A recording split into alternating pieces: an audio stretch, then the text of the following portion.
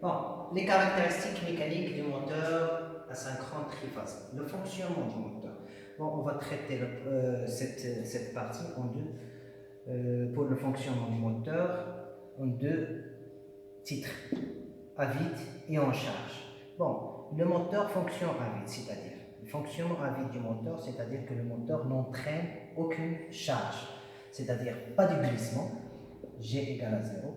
On connaît que G ns moins n sur ns égale à 0, c'est-à-dire que la vitesse du moteur et la vitesse du champ magnétique sont les mêmes, c'est-à-dire il y a un synchronisme.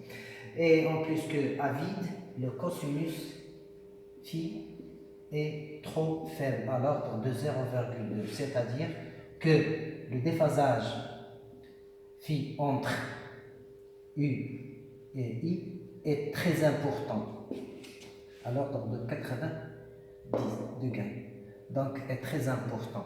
Donc à ce niveau-là, on dit que le glissement est nul, donc la vitesse de la sortie c'est égal à la vitesse du synchrone. En charge, voilà la caractéristique mécanique du couple fonction de la vitesse. Donc, c'est la caractéristique mécanique tirée de l'expérience.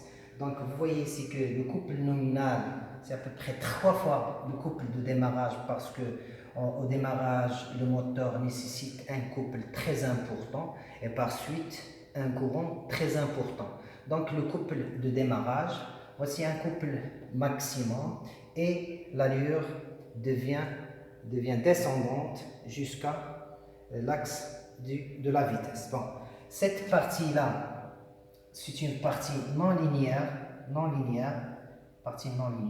ne va pas faire notre étude et consacrer pour cette partie qui est la partie linéaire. C'est la partie linéaire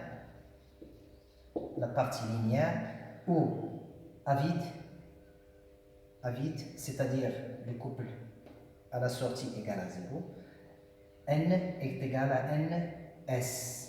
Bon, la particularité à ce graphe, c'est que si le moteur alimente une charge, quelle que soit la nature de la charge a un couple qu'on appelle le couple résistant. Donc ce couple résistant est proportionnel à la vitesse.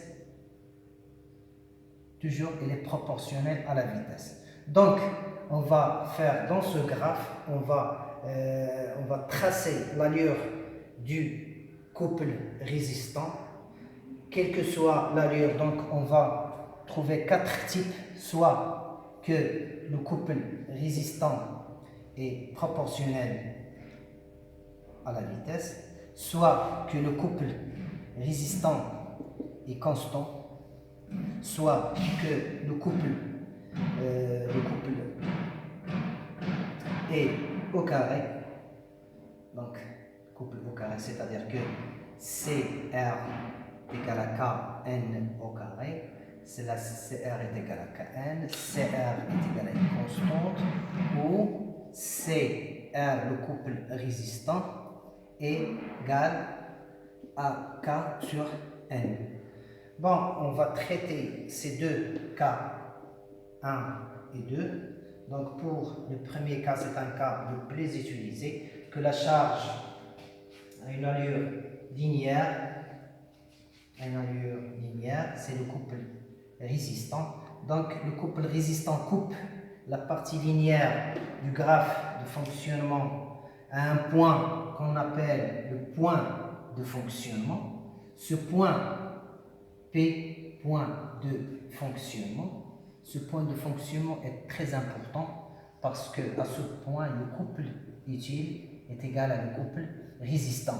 Et par suite, on va trouver la vitesse du groupe moteur charge. Bon, là, c'est la vitesse n.